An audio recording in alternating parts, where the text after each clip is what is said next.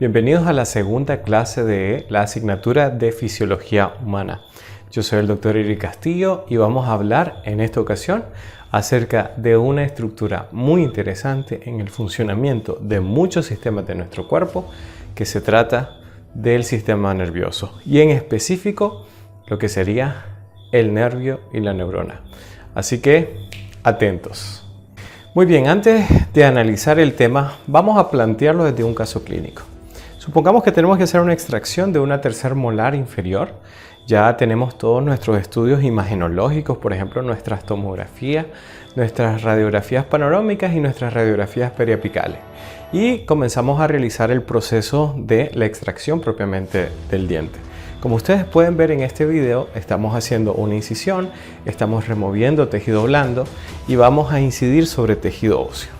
Obviamente, todos estos procedimientos requerirán un tipo de manejo previo y esto significa de que un paciente no va a permitir que hagamos todo ese tipo de daño para hacer una terapia sobre sus tejidos, sobre sus mucosas, sobre su hueso, sin que haya dolor, ¿no? O sea, si hay dolor es terrible, no es posible que el paciente esté tan tranquilo y con esa lengua moviéndose de un lado a otro, cuando incluso si el diente está retenido, como pudieron apreciar, tenemos que hacer un corte del diente. Entonces, para eso tenemos una transmisión de impulsos nerviosos que lo hace la neurona, lo hace el nervio. Pero tenemos una pregunta. ¿Qué tiene de especial el nervio? Si nosotros recordamos, este pertenece a uno de los 4 tejidos básicos y este tiene la capacidad de ser excitable, pero puede tener una capacidad de también responder frente a estímulos. Por esta razón, nosotros tenemos desde el cerebro, la columna vertebral a través de la espina dorsal y las diferentes neuronas una serie de conexiones o interconexiones que se conocen como sinapsis. Pero hay una serie de mecanismos que están asociados a este proceso de transmisión de impulsos nerviosos. Y esto es gracias a la capacidad y la dinámica y los componentes que tiene el nervio para poder conseguir la transmisión de impulsos nerviosos. Por ejemplo, estamos viendo aquí las vesículas de los neurotransmisores que permiten de una neurona a otra generar un impulso químico que permite la interconexión. En este pequeño video, que hace un recorrido de varias horas de lo que son las interconexiones que pueden hacer las fibras nerviosas. Y esto parece como las luces en la noche de una gran ciudad cuando se encienden, ¿no? Todas las conexiones que hacen los diferentes tipos de fibras nerviosas a lo largo y lo ancho de nuestro cuerpo, ¿no? Entonces, la interconexión de estas fibras nerviosas requiere obviamente mecanismos de conexión. Y uno de esos mecanismos de conexión es gracias a la generación de potenciales de acción a través también de los mecanismos con neurotransmisores a través de la transmisión de impulsos nerviosos. Por esa razón, cuando nosotros estamos haciendo nuestra extracción y nosotros también podemos hacer la remoción quirúrgica de este diente, obviamente la anestesia que bloquea la transmisión de los impulsos nerviosos de este tipo, también nosotros podemos incurrir en ciertos problemas. Y es el otro espectro de elementos que nosotros tenemos que considerar a la hora de realizar una extracción en el ámbito odontológico. Vamos a ver si ustedes logran identificar estas características. Como ustedes pueden ver, el hecho de poder hacer una remoción quirúrgica de una tercera molar retenida implica un procedimiento laborioso, implica unas horas de trabajo y también implica una serie de procedimientos que incluyen desde material manual hasta material rotatorio para poder hacer la remoción quirúrgica de este diente. Ahora, pero hay que tomar en cuenta mucho que cuando nosotros hacemos este tipo de extracciones también se pueden dar algún tipo de complicaciones derivadas con la extracción propiamente dicha. Ahora, pensemos en algunas de estas complicaciones porque cuando nosotros utilizamos material rotatorio y estamos en una tercer molar, hay algunos rasgos anatómicos que nosotros no podemos olvidar y que también tienen que ver con la dinámica del funcionamiento del tejido nervioso. Entonces vamos a ver y apelar un poco a que ustedes recuerden acerca de anatomía, sí, esa clase que ustedes disfrutaron a lo largo del semestre pasado y ahora vamos a utilizarla de referencia para contestar unas preguntas relacionadas precisamente a algo que tiene que ver con nuestra labor odontológica. El proceso de la extracción de una tercera molar inferior está asociado a unas estructuras óseas y unas estructuras nerviosas que si estas accidentalmente son dañadas, podemos tener algunos problemas. Así que lo voy a dejar con una pregunta muy interesante y tiene que ver precisamente con esto. Fíjense bien, cuando nosotros, esta es una vista esquemática, cuando nosotros hacemos la extracción de una tercer molar inferior, fíjense las estructuras que están subyacentes en el hueso y hay algo que se ve transparente que lo vamos a notar, que cuando nosotros hacemos la remoción quirúrgica de ese diente, nos va a quedar muy poco espacio entre esa estructura y nuestro alvéolo que hemos generado. Así que si te acuerdas de anatomía humana, podrás contestar esta pregunta. ¿Qué rama del par craneal 5 atraviesa lo que sería la mandíbula? Una eternidad más tarde. Ya pasando un tiempo, vamos a recordar que el nervio trigémino es el quinto par craneal, el cual emerge a través de lo que sería el agujero oval y redondo de lo que sería la porción petrosa del hueso temporal. Cuando este emerge, vamos a tener tres ramas principales: la rama oftálmica, la maxilar y precisamente la mandibular, que es la que nosotros estamos viendo aquí cerca del meato acústico externo, que es del hueso temporal. Entonces aquí vemos nosotros el nervio mandibular, la tercera rama, que es mixta de lo que sería este nervio, y vemos también algunas de sus ramas accesorias. A lo largo del recorrido de este nervio, que incluye lo que sería cuerda de tímpano y también ciertas zonas faciales y también de tejido blando en el piso de la boca, también hay una estructura que atraviesa lo que sería una estructura ósea a nivel mandibular. Y efectivamente nos estamos refiriendo en este caso a lo que sería el canal mandibular. Recuerden que este nervio se atraviesa lo que sería cerca de la língula o el agujero mandibular, atraviesa esa estructura ósea que se conoce como canal mandibular y emerge a través de lo que sería el agujero mentoniano a lo que sería la salida de este hueso en particular. Entonces, recordar anatomía humana es sumamente importante para poder conocer las estructuras que nosotros tenemos en la zona donde trabajamos, pero también para poder entender mucho de las dinámicas de lo que es el funcionamiento normal y también la distinción que tenemos que hacer con la fisiopatología. Eso era algo de los temas iniciales, ¿no? La diferencia entre la fisiología humana y la fisiopatología, ¿no? Que esto tiene que ver con el hecho del comportamiento orgánico cuando tenemos condiciones normales, la fisiología tal cual lo estamos viendo, pero correlacionándolo un poco con lo que sería la fisiopatología. Y qué mejor, ¿no? Con casos clínicos que tienen que ver con nuestro ámbito odontológico. Ahí estamos viendo lo que sería el recorrido de lo que sería la rama mandibular dentro del conducto. Esa pequeña abertura inicial es el agujero mandibular o alveolar inferior, y a lo largo de él pues recorre lo que sería el nervio mandibular y sus diferentes ramificaciones, que obviamente abarcan lo que serían los órganos dentarios correlacionados, y este va a salir del hueso mandibular a través del agujero mandibular, ¿no? Y ahí ya no recibe el nombre de dentario inferior o nervio mandibular, sino ya se le conoce como el nervio mentoniano. Así que espero que esta pequeña refrescadita de anatomía les sea útil para poder ir conectando. Muy bien. Ahora, el siguiente punto importante que nosotros tenemos que considerar es ver cómo funciona la dinámica de la transmisión de los impulsos nerviosos. Y hay un apartado sumamente importante que nosotros debemos de entender. Nuestra fibra nerviosa puede contener estructuras como la mielina, que es algo que está alrededor del axón de lo que sería nuestro nervio, y este desempeña funciones bien interesantes. Como vamos a ver, tiene que ver con la velocidad con que se transmiten los impulsos nerviosos, pero también tiene una función protectora, ya que dentro de lo que sería la neurona también hay otras células que se encargan de formar esta mielina, y si acaso se produce un daño, pues se buscará la manera de repararlo. Un pequeño spoiler pues tiene que ver con los oligodendrocitos, los que se van a encargar de reponer de alguna manera lo que sería la mielina que se pierde. Entonces recuerden dos puntos importantes. La mielina ayuda para que la transmisión de impulso nervioso sea más rápido, pero también desempeña una función protectora importante en lo que sería el funcionamiento del tejido nervioso.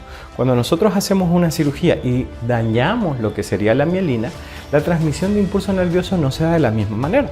Y por esa razón nosotros tenemos pacientes que sufren de algunas pérdidas de sensibilidades, algunas sensaciones dolorosas, incluso algo que se llama parestesia. Sería bueno que buscaran el significado de eso, cuáles son las implicaciones clínicas de lo que sería la parestesia.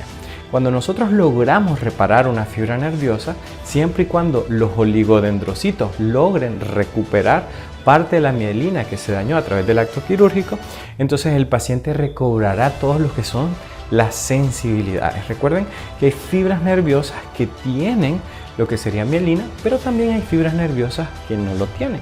Por ejemplo, tenemos en la configuración de un tronco nervioso fibras que están más hacia la periferia, que son las A, fibras que están un poco en medio, que serían las B, y las fibras que están en el centro, que son las fibras C. Normalmente estas fibras no contienen mielina, pero dentro de las fibras A y B hay fibras que contienen mielina, y eso nos ayuda mucho a entender la rapidez de la despolarización.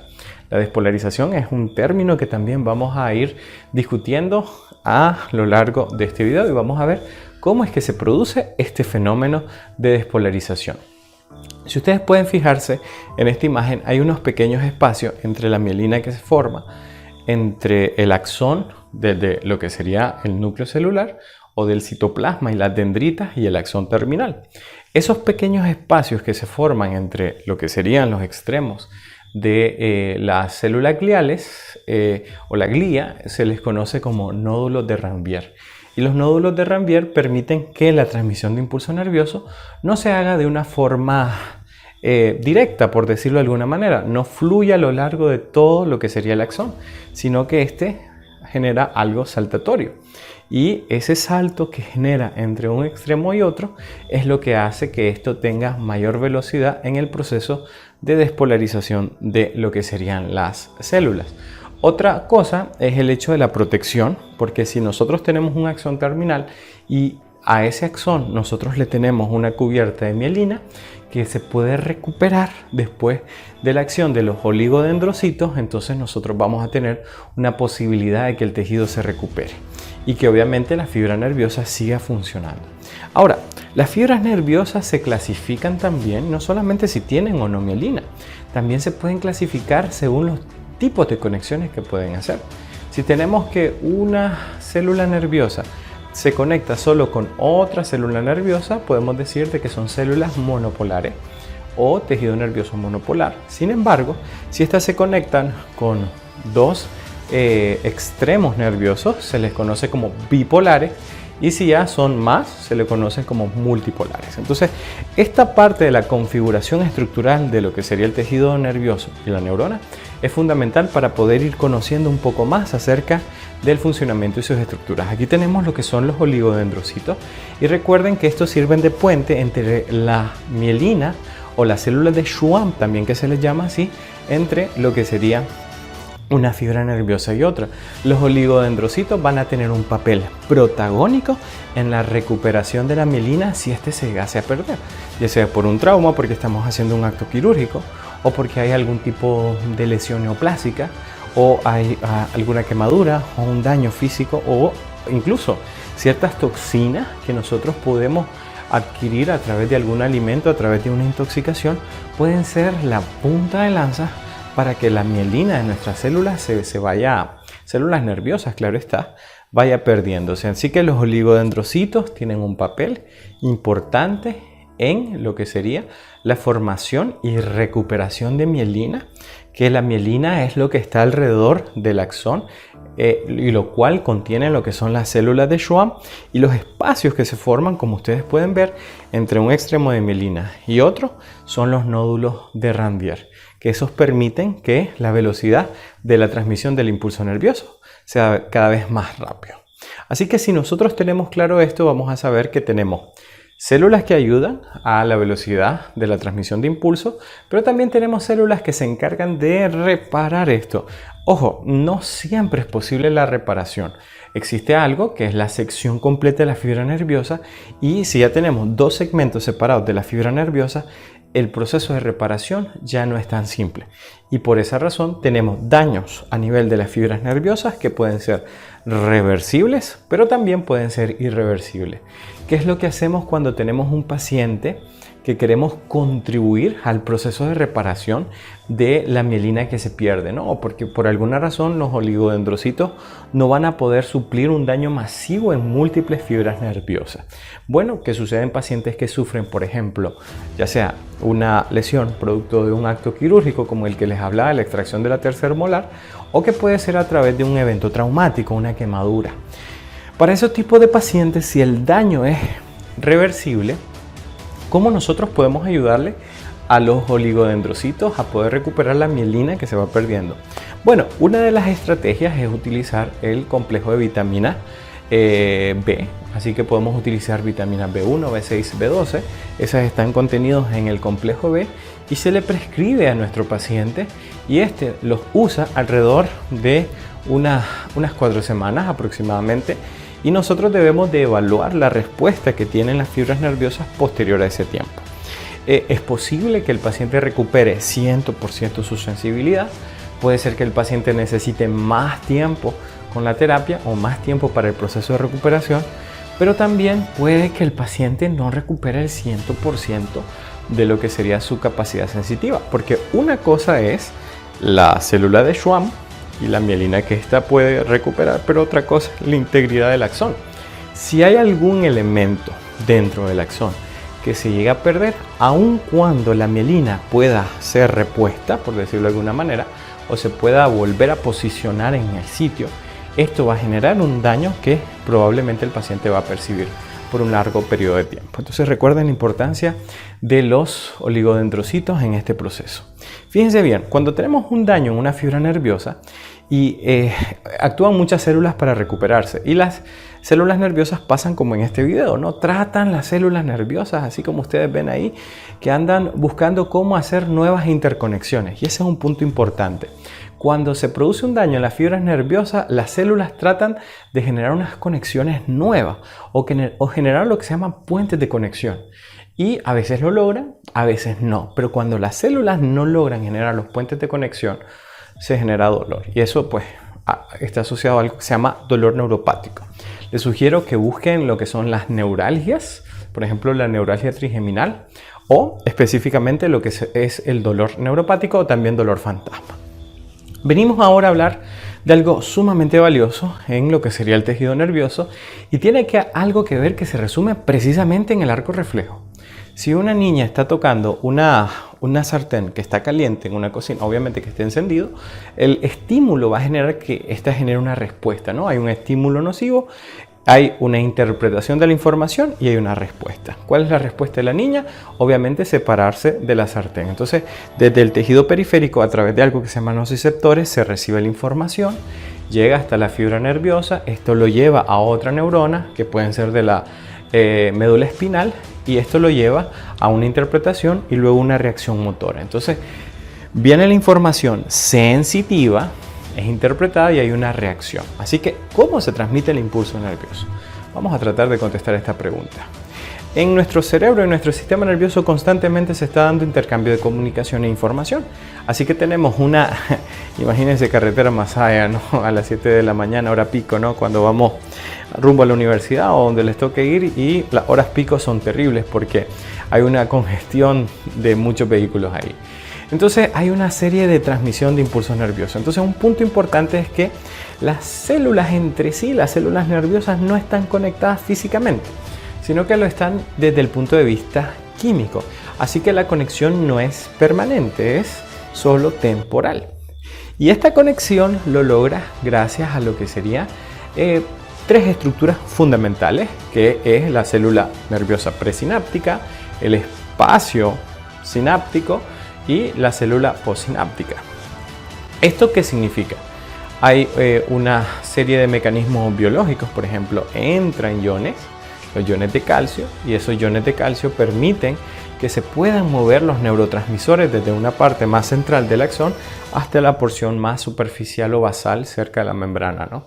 Cuando estos llegan a la membrana a través de un mecanismo de exocitosis es liberado y esos neurotransmisores van a fijarse a una de las estructuras reactivas que tiene sobre la otra superficie la célula nerviosa, como lo pueden ver ahí, ¿no? Entonces libera una sustancia, esa sustancia tiene un receptor es una estructura reactiva del cuerpo, la cual es estimulada, ¿no? Entonces ahí tenemos los nociceptores, tenemos lo que serían las sustancias, estas neurotransmisores, y tenemos que estos reciben y logran incorporar la estructura y eso genera una serie de cambios. Sin embargo, la liberación de neurotransmisores está sujeta a unos cambios, ¿no? O sea, el neurotransmisor en primer lugar es una sustancia valiosa y es complicada de producir.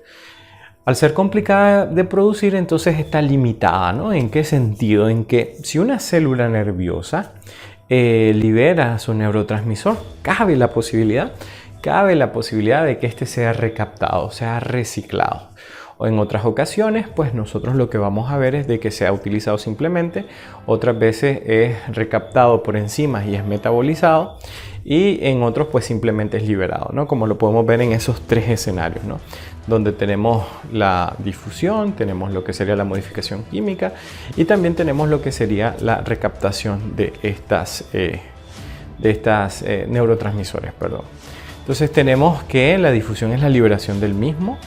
La modificación enzimática es, por ejemplo, quedaron ahí algunas enzimas que están en el líquido extracelular, terminan por modificarlo, y lo otro es la recuperación, porque son sustancias valiosas, así que son recaptadas a través de un proceso diferente a la exocitosis, ¿no? En este caso sería la endocitosis. Las sustancias neurotransmisoras son recuperadas. Entonces, y se da gracias pues a esta dinámica, ¿no? A la dinámica de sustancias que entran para generar un desplazamiento de los neurotransmisores hasta las partes más superficiales de lo que sería la membrana celular, de la célula nerviosa, para poder ser liberados si este fuera el caso. Entonces recuerden de que los neurotransmisores pueden tener tres resultados, ¿no? Que se liberen, que sean modificados por enzimas o que sean reciclados, ¿ya? Eso es muy importante considerarlo. Punto importante, hay que buscar una lista de neurotransmisores. Muy bien, los neurotransmisores ayudan para la comunicación. Es como algo que facilita la comunicación entre una célula nerviosa y otra. Ahora vamos a ver otro fenómeno, y este fenómeno tiene que ver con cómo hacemos para que este estímulo de la liberación de neurotransmisores se haga masivo. O sea, que logremos nosotros llegar a estimular a una cadena súper amplia de muchas células. Entonces nosotros tenemos que recurrir a lo que sería ciertos mecanismos de transporte pasivo y otros activos, como es el caso que lo vamos a ver en la bomba sodio-potasio. Aquí estamos viendo cómo las vesículas tienen componentes fosfolípidos que son liberados al espacio extracelular. Muy bien, vamos a hablar de este último punto, que es de la generación del potencial de acción. ¿Qué es un potencial de acción y cómo podemos nosotros generarlo? Bueno, para comprender el potencial de acción, nosotros tenemos que saber que nuestras células nerviosas tienen una membrana, al igual que las otras células. Y en las membranas tenemos los famosos fosfolípidos y también tenemos los canales proteicos. La bomba sodio-potasio implica lo que sería la salida de 3 iones de sodio y la entrada de 2 iones de lo que sería potasio. Entonces es una dinámica a través del consumo de energía donde salen 3 iones de sodio, o sea, salen, me refiero al extremo extracelular, y luego se incorporan lo que serían 2 iones de potasio. Una membrana en reposo, como ustedes pueden ver los signos ahí, es positivo. Es positivo en el líquido extracelular y negativo en el líquido intracelular. Eso es una membrana en reposo. Sin embargo, cuando se activan los canales de sodio y comienza la bomba potasio a ir generando este intercambio, esta salida de sodio y esa incorporación de potasio, el potencial de acción comienza a cambiar y se invierte la relación de una membrana no excitada, cuando está positiva afuera, negativa adentro, a una membrana excitada, cuando tenemos este intercambio iónico y tenemos la inversión de la polaridad. Ahora el líquido extracelular no está positivo, sino que está negativo. Este intercambio iónico, que lleva como consecuencia a la alteración del potencial de acción, va a generar el estímulo que va a estimular a otra célula y a otra célula. Como ustedes pueden ver en el gráfico, paulatinamente el potencial de acción se va cambiando de positivo a negativo, y luego de que el estímulo pasa, todo regresa a un mecanismo reversible, ¿no? Se recupera el grado del potencial en reposo o la membrana en reposo, donde vuelve a estar el líquido extracelular positivo en relación a la membrana y el líquido intracelular en negativo. Recuerden, cuando está negativo afuera genera impulso nervioso, cuando está positivo afuera, o sea en el líquido extracelular, es una membrana en reposo o no excitada. También se le conoce como potencial de acción inhibitorio y potencial de acción excitable, ¿no? Está excitable cuando es positivo adentro y negativo afuera, y es inhibitorio cuando es positivo afuera y negativo adentro. Ok, entonces hemos discutido a lo largo de lo que sería este video de los componentes más fundamentales de lo que serían los mecanismos de transmisión de impulsos nerviosos. Espero de que les sea de utilidad y que podamos vernos luego en el espacio de preguntas y respuestas para ver qué tanto resolvieron lo que discutí a lo largo del video y qué tanto comprendieron del mismo. Así que también les espera un challenge un poco más adelante. ¿Quién ganará este reto? Vamos a ver. Si lo hiciste bien, estarás en el top 5 de los mejores. Así que nos vemos en breve. Repasa y recuerda que el autor del conocimiento solamente eres